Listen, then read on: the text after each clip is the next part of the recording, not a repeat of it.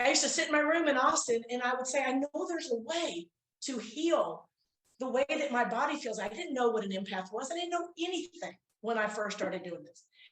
And what happened was I set this big intention and didn't even know I had done it. Didn't even know I had done it.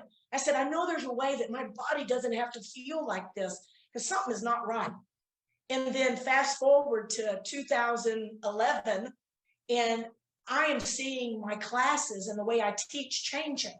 We went from it being more mind-based to more heart-centered. And I kept saying the energy is changing. Something's changing in my students. Something's changing in me. And what that was the beginning of what we call Akashic Connection DNA Protocol. It's the most simple process you could ever learn in the whole world.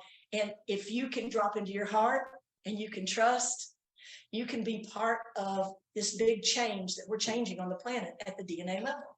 You can change what's present with you, but you can also change what's going on in your genetics from your past lives, because all of that matters. We don't realize that all of this information and all of these different lifetimes really do converge on this particular lifetime. We're feeling all this stuff going, something isn't quite right.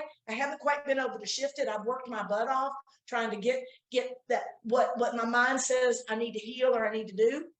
Boom.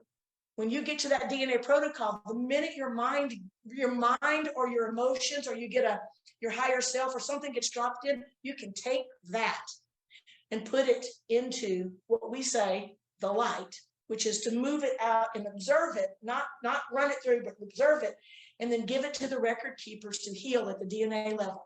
You take the information from the Akashic Records, from your questions, and then you take the DNA protocol in conjunction with it and learn how to kind of balance those things, so the energy's moving in real time with it.